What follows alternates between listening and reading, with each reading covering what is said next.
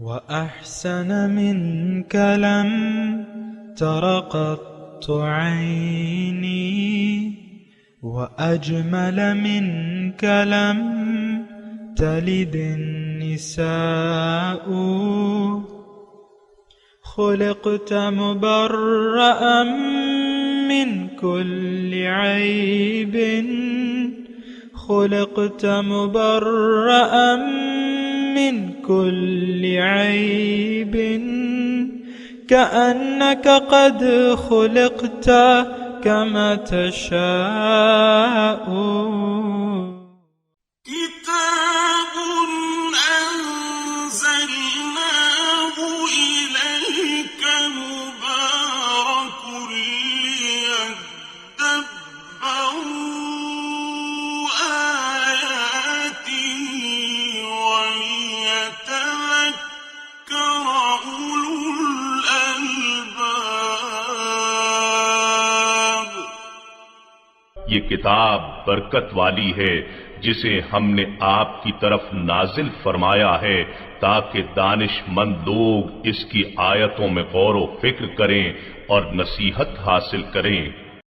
اللہم صلی علی سیدنا محمد وعلی آل سیدنا محمد بعدد کل ذرۃ مئۃ الف الف مرۃ۔ سامعین و ناظرین کرام، السلام علیکم ورحمۃ اللہ وبرکاتہ۔ سامعین کرام، سورہ محمد آیت نمبر 35۔ آج کا موضوع، کیا ہم نے دنیا کو ترجیح زندگی بنا لیا ہے؟ اس کے ساتھ آج کے سبق کا آغاز کرتے ہیں۔ سب سے پہلے گزشتہ سبق کا اعادہ ہوگا۔ ان الذين كفروا وصدوا عن سبيل الله ثم ماتوا وهم كفار فلن يغفر الله لهم۔ بے شک جن لوگوں نے کفر کیا اور لوگوں کو اللہ کی راہ سے روکا پھر اس حال میں مر گئے کہ وہ کافر تھے تو اللہ انہیں کبھی نہ بخشے گا۔ سامنے کرام، سورہ محمد آیت نمبر 35، لفظی ترجمہ فلا تہینو، کمزور نہ ہو، بودے نہ بنو، وتدعو الی السلم، اور صلح کی درخواست نہ کرو، وانتم الاعلون، تم ہی غالب رہنے والے ہو، واللہ معکم، کیونکہ اللہ تمہارے ساتھ ہے، وَلَن يَتِرَكُمْ أَعْمَالَكُمْ، اور تمہارے اعمال ضائع نہیں کرے گا اللہ تعالیٰ۔ سامعین اکرام، سورت کا نزول آپ کو معلوم ہے کہ 2 ہجری کے اوائل، یعنی غزوہ بدر سے پہلے، اور یہ وہ وقت ہے سامعین اکرام کہ اللہ تعالیٰ نے آیات نازل کی اور مسلمانوں کو کفار سے لڑائی اور ظلم کا جواب دینے کا حکم دیا۔ اذن للذین یقاتلون بانہم ظلموا وان اللہ علی نصرہم لقدیر۔ تو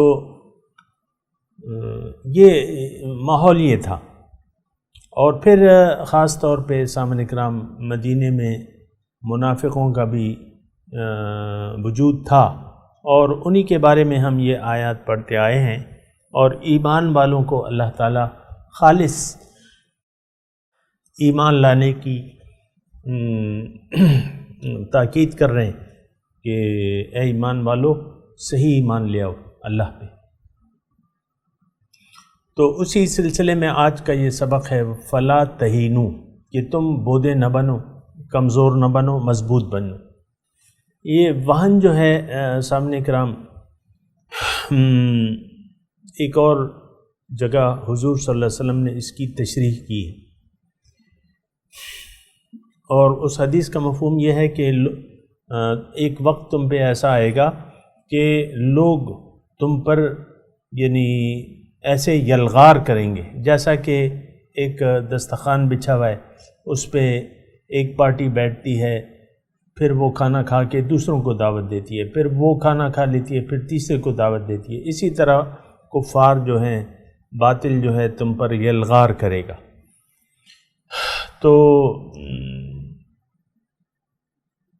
صحابہ اکرام نے پوچھا حضور صلی اللہ علیہ وسلم سے کہ وَمِن قِلَّتِنَا يَوْمَئِذٍ یا رسول اللہ، اے رسول اللہ کیا اس دن ہم تعداد کے حساب سے قلیل ہوں گے؟ حضور نے فرمایا کہ نہیں، کہ تم اس دن بہت ہوگے، اور یعنی لیکن تمہاری مثال جو ہے خس و خاشاک کی سی ہوگی، اور تمہارے اندر وہن پیدا ہو جائے گا، ولیکن تمہارے دلوں میں وہن پیدا ہو جائے گا۔ صحابہ کرام نے دوبارہ عرض کیا کہ حضور یہ وہن کیا چیز ہے، اس کی علامات کیا ہیں، اس کا کیا مطلب ہے؟ حضور صلی اللہ علیہ وسلم فرمایا کہ حب الدنیا و مخافت الموت، دنیا کی محبت اور موت کا خوف، جب یہ تمہارے دلوں میں پیدا ہو جائے گا، یہ دونوں چیزیں، دنیا کی محبت اور موت کا خوف، موت سے ڈر، تو اس وقت تمہاری پھر یہ حالت ہوگی کہ باطل تم پر غالب ہو جائے گا۔ بہرحال آج اگر ہم دیکھیں سامعین کرام، تقریباً وہی حالت ہے، مسلمان امت جو ہے دنیا کی محبت میں گرفتار ہے اور موت کا اس کو ڈر ہے عام طور پہ۔ یعنی ہم انفرادی طور پہ دیکھ لیں کہ موت کو کوئی محبوب نہیں سمجھتا، لیکن موت تو ایک تحفہ ہے مومن کے لیے۔ الموت جسر یوصل الحبیب الی الحبیب، موت ایک ایسا پل ہے جو محبوب کو محبوب سے ملا دیتا ہے۔ موت تو ملاقات ہے، اور ملاقات کا جو ہے پہلا درجہ ہے ملاقات کا۔ بہرحال یہاں اللہ تعالیٰ فرما رہا ہے کہ اے مسلمانوں فلا تہینوا، تم کمزور نہ بنو، اور وتدعوا الی السلم، اور صلح پہ آمادہ نہ ہو، لوگوں سے جنگ کرو، لڑائی کرو، اور اللہ تعالیٰ تمہارے ساتھ ہے اور تم غالب ہوگے۔ وَأَنْتُمُ الْأَعْلَوْنَ، یہ اللہ تعالیٰ کا ایک وعدہ ہے سامعین کرام مسلمانوں سے کہ وَأَنْتُمُ الْأَعْلَوْنَ إِن كُنتُم مُؤْمِنِينَ۔ دوسری جگہ یہ آیت تقریباً اسی الفاظ سے ہے کہ اگر تم مومن ہو تو تم غالب ہوگے۔ ایک بات نوٹ کر لیں سامعین کرام کہ فتح جو ہے وَمَن نَّصْرُ إِلَّا مِنْ عِنْدِ اللَّهِ الْعَزِيزِ، فتح جو ہے اللہ تعالیٰ کی طرف سے ہوتی ہے۔ لڑائی تو انسان لڑتے ہیں، لیکن فتح جو ہے وہ اللہ تعالیٰ کی طرف سے ہوتی ہے، اور اس فتح کے لیے پھر ضروری نہیں ہے کہ انسان کے پاس ظاہری اسباب بھی برابر ہو، یہ بات نوٹ کر لیں۔ صرف ایک مسلمانوں کی جماعت اور پھر حسب توفیق انہوں نے جو انتظام کیا ہوگا لڑائی کے لیے، وہی ان کے لیے کافی ہو جائے گا۔ صرف ایمان جو ہے وہ شرط ہے سامعین کرام، اور یعنی فتح پانے کے لیے، باطل پر فتح پانے کے لیے۔ آج ہم اپنے لیے ہتھیاروں کے ڈھیر تو جمع کر رہے ہیں، لیکن وہ ایمان جو ہے، ایمان کی دولت ہمارے پاس نہیں ہے۔ یہ بات بالکل بنا کسی خوف تردید کے میں کہہ سکتا ہوں کہ ایمان کا جو ہتھیار ہے یا جو ایمان کا اسلحہ ہے وہ ہمارے دل کے اندر نہیں ہے، یقین نہیں ہے۔ یقین ہمارے دلوں سے یقین غائب ہے، کیونکہ ہے ہی نہیں، ہم نہ سوچتے ہیں نہ اس کے مطابق عمل کرتے ہیں۔ بہرحال یہ، لیکن یہاں کیا ہے کہ انتم الاعلون، تم غالب ہوگے۔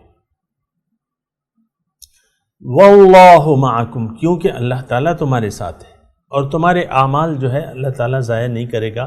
دیکھیں اعمال کا ضائع کرنے کا یہاں کیا مطلب ہے؟ دیکھیں انسان کا مقصود اللہ ہے، منزل اس کی جو ہے آخرت ہے، اللہ تعالیٰ کی رضا اس کا نصب العین ہے۔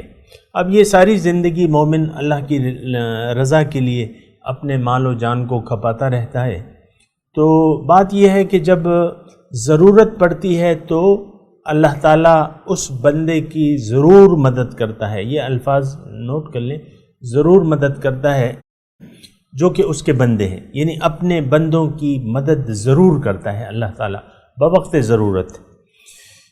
اور یہ مضمون قرآن میں بہت وضاحت سے ہے، لیکن ایمان کی ہماری کمزوری ہے کہ یہ مضامین نہ تو یعنی اس کے نہ تو اس پہ ہمارا یقین ہے پورا، چونکہ ایمان نہیں ہے تو ہم غیر اللہ سے مدد مانگنے پر مجبور ہو جاتے ہیں کیونکہ اللہ پر ایمان نہیں ہے. لیکن اللہ تعالیٰ نے اپنی مدد کا وعدہ قرآن میں یہ نوٹ کر لیجئے کر رکھا ہے کہ حقاً علینا نصر المؤمنین، حقاً علینا ننجی المؤمنین، مجھ پر لازم ہے مسلمانوں کی امداد، نصر المؤمنین، مجھ پہ لازم ہے مسلمانوں کو نجات دینا، مصیبت کے وقت ان کے کام آنا میرے لیے لازم ہے. پھر اسی صورت میں غالباً تھا یہ مضمون کہ ان تنصروا اللہ ینصرکم ویثبت اقدامکم، اگر تم اللہ کی مدد کرو گے یعنی اللہ کے دین کی مدد کرو گے تو وہ تمہاری مدد کرے گا اور تمہارے قدم مضبوط کر دے گا. ویثبت اقدامکم. تو بہرحال سامعین کرام یہ ساری صورتحال ہے. اور انتم الاعلون، آج دیکھیں کہ ہم باوجود اس کے کہ ہمیں معلوم ہے کہ اللہ تعالیٰ نے ہم سے مدد کا وعدہ کیا ہے، لیکن ہم باطل سے مرعوب ہیں اور باطل سے دبے ہوئے ہیں. آپ دیکھ لیں آج کے حالات کو. امریکہ بہادر جو آج کل دنیا کا لاٹ صاحب بنا ہوا ہے، اس سے ہم دبے ہوئے ہیں. ہمارے پڑوس میں جو ہندو ہمارے مسلمان بھائی بہنوں پہ مظالم کر رہے ہیں، بس زبانی امداد کے علاوہ کوئی مدد تو نہیں ہے ان کی، اور نہ کوئی دشمن کو دھمکی ہے. کیوں کہ ہم دب گئے، ہندو سے دبے ہوئے ہیں، عیسائی سے دبے ہوئے ہیں، یہودیوں سے دبے ہوئے ہیں. آپ اپنے ایمان کا پیمانہ خود دیکھ لیں کہ ہمارا ایمان کس پیمانے میں ہے. مومن تو کسی اللہ کے سوا کسی سے نہیں ڈرتا. وَلَا تَخْشَوْا النَّاسَ وَاخْشَوْنِي، اللہ تعالیٰ نے عام اعلان کیا ہے کہ لوگوں سے نہ ڈرو، مخلوق سے نہ ڈرو، مجھ سے ڈرو. بہرحال یہ ساری حالات ہیں میں آپ کے سامنے رکھ رہا ہوں. وَأَنْتُمُ الْأَعْلَوْنَ وَاللَّهُ مَعَكُمْ، کیونکہ اللہ تمہارے ساتھ ہے. یہ وہ نظریہ ہے، یہ وہ عقیدہ ہے جو ہمارا نہیں ہے اور ہونا تو چاہیے، کیونکہ قرآن میں ہے کہ وَعَلَى اللَّهِ فَتَوَكَّلُوا إِن كُنتُم مُؤْمِنِينَ یا وَعَلَى اللَّهِ فَلْيَتَوَكَّلِ الْمُؤْمِنُونَ. صرف اللہ پہ بھروسہ رکھتے ہیں مومن، اور اللہ پہ بھروسہ کرو اگر تم مومن ہو حقیقت میں. لیکن سوائے اللہ کے باقی چیزوں پر ہمارا بھروسہ ہے. وہ شعر میں آپ کو پڑھتا رہتا ہوں نا کہ بتوں سے تجھ کو امیدیں، خدا سے نا امیدی، مجھے بتا تو صحیح اور کافری کیا ہے. تو واللہ معکم ولن یترکم اعمالکم، اللہ تعالیٰ تمہارے ساتھ ہے اور تمہارے اعمال کو اللہ تعالیٰ ضائع نہیں کرے گا. دیکھیں اعمال ضائع، اس میں یعنی تمہارے اعمال کا نقصان نہیں ہوگا یا اس کو ہرگز ضائع نہیں کرے گا.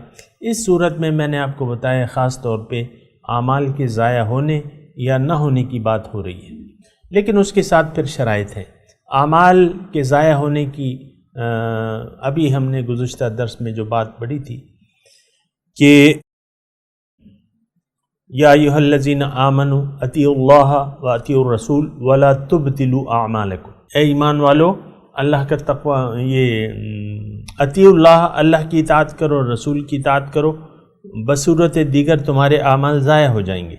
لیکن اگر اللہ کی اور اس کے رسول کی اطاعت انسان شروع کر دے اور اپنے ایمان کے مطابق عمل بھی کرے تو اس کے اعمال ضائع نہیں ہوں گے، دنیا میں بھی اور آخرت میں. یہ بات نوٹ کر لیں.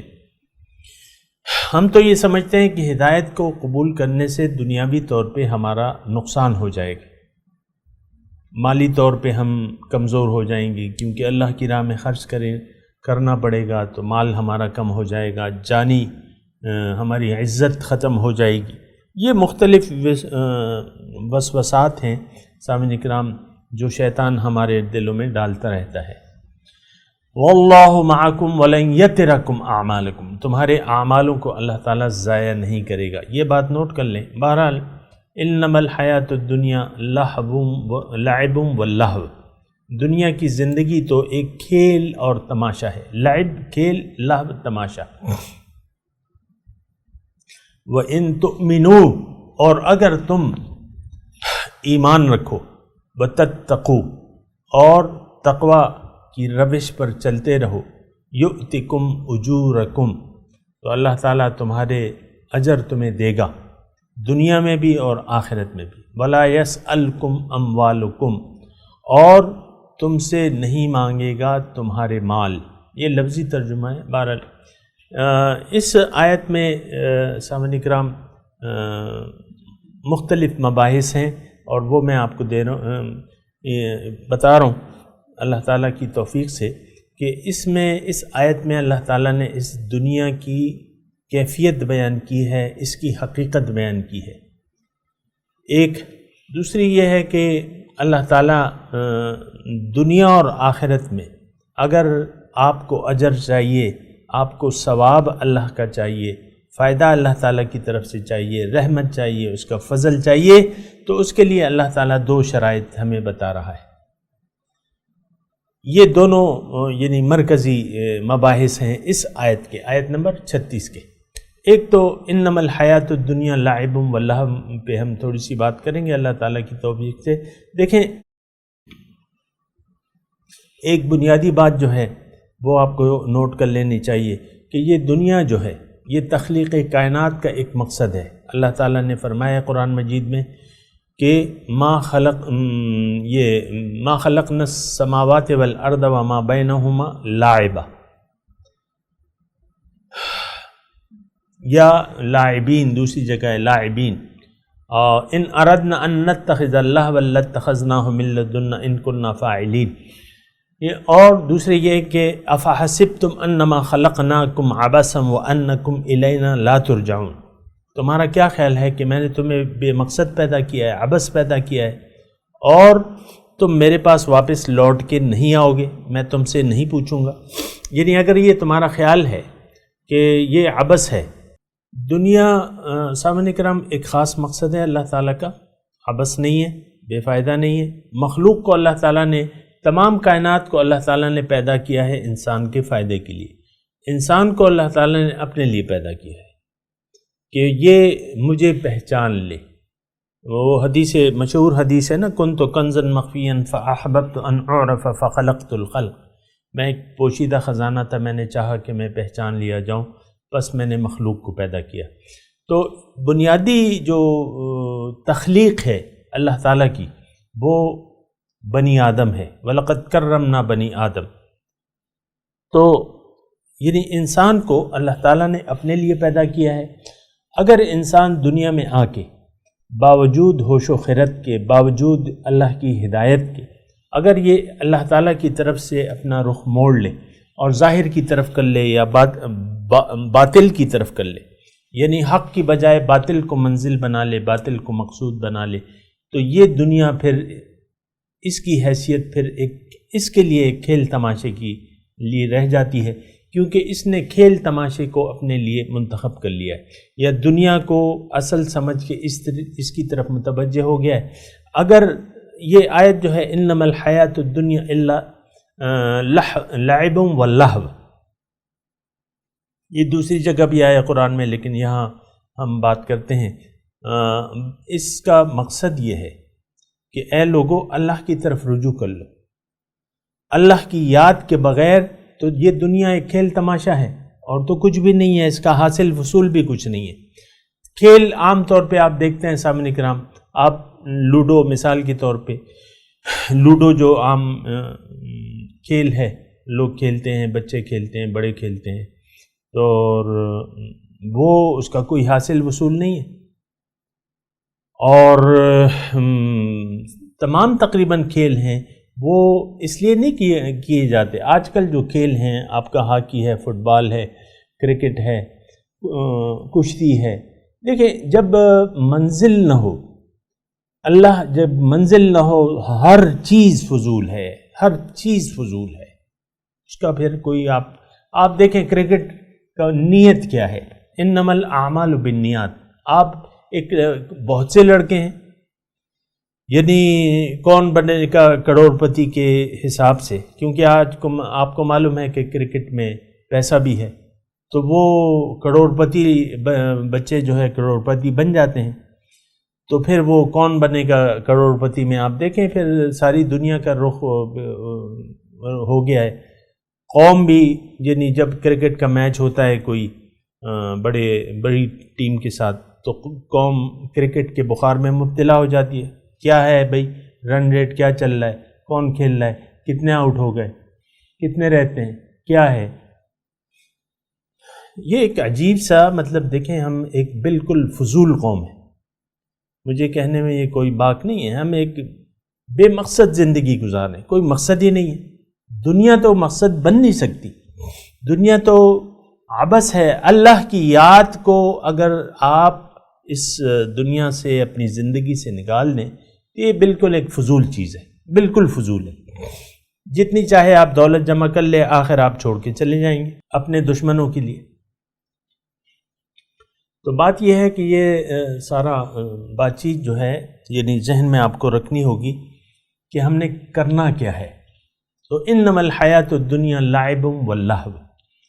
میں آپ کو ایک حدیث کا مفہوم بھی بتاتا ہوں کہ حضور صلی اللہ علیہ وسلم فرماتے ہیں دنیا ملعون و ملعون ما فیہا. دنیا ملعون ہے اور ملعون ہے جو کچھ اس میں ہے. تو دنیا ملعون ہے، لعنتی ہے، اور لعنتی ہے جس میں جو کچھ ہے، لیکن اللہ کی یاد اور اس کے متعلقات. یعنی اگر یاد الہی نہ ہو سامنے کرام، اس حدیث کا مفہوم یہ ہے کہ اگر یاد الہی نہ ہو تو یہ لعنتی دنیا ہے. اگر آپ نے اپنا رخ دنیا کی طرف کر لیا ہے تو آپ خود اس کا ایک حصہ ہو گئے، لعنتی دنیا کا ایک حصہ ہو گئے. اور آج یعنی آپ دیکھیں سامنے کرام ہمارا عام طور پہ رخ جو ہے جس معاشرے میں میں اور آپ رہنا نا، اس کا رخ جو ہے وہ ظاہر کی طرف ہے. ظاہر ہی ہماری نظر میں اصل ہے، ظاہر ہماری نظر میں ہمارا مستقبل ہے، اور اس کی کامیابی پر ہم خوش ہوتے ہیں اور ناکامی پر ہم دلگیر ہو جاتے ہیں. یہ بات تو نہیں ہے، غلط ہے یہ بات. دیکھیں یہاں خاص کر اللہ تعالیٰ ہمیں یہ فرما رہا ہے کہ لوگوں اللہ پر ایمان لے آؤ، اس کی راہ میں اپنے مال و جان کو بیچ دو اور اللہ کی رضاؤں کو لے لو، قبول کر لو، اللہ کے دین کو لے لو، اللہ کی اور اس کے رسول کی اطاعت کرو. یہ مضمون چلا آ رہا ہے. اس کے آگے بھی ہے وَإِن تُؤْمِنُوا وَتَتَّقُوا، اسی آیت میں کہ اگر تم ایمان لے آؤ اور تقوی کی روش اختیار کر لو. بہرحال انما الحیات الدنیا لعب واللہو وَإِنَّ الدَّارَ الْآخِرَةَ لَهِيَ الْحَيَوَانُ. دوسری جگہ ہے اصل زندگی جو ہے وہ تو آخرت کی ہے، آخرت کا گھر ہے. لیکن افسوس سے یہ کہنا پڑتا ہے سامنے کرام کہ ہم نے دنیا میں رہتے ہوئے آخرت کے گھر کو فراموش کر دیا ہے. اخروی کامیابی ہماری منزل نہیں ہے بلکہ دنیاوی کامیابی ہماری منزل ہے، ہمارا مقصود ہے، ہمیں محبوب ہے، ہمیں مطلوب ہے. یہ بالکل ایک غلط نظریہ ہے سامعین کرام. کوئی اگر میرا سننے والا اس میں مبتلا ہو تو اس کو اللہ کی بارگاہ میں توبہ کرنی چاہیے اور اللہ تعالیٰ کی طرف رجوع کرنا چاہیے اور اپنا سب کچھ اللہ کے لیے، اللہ کا سمجھنا چاہیے اور اللہ کے دین کے لیے اپنے آپ کو وقف کر دینا چاہیے. یہ میری تاکید ہے. بہرحال میں تلاوت کرتا ہوں، میرے ساتھ دہرائیے. اعوذ باللہ من الشیطان الرجیم، بسم اللہ الرحمن الرحیم. فلا تہنوا وتدعوا الى السلم وانتم الاعلون واللہ معکم ولن یترکم اعمالکم.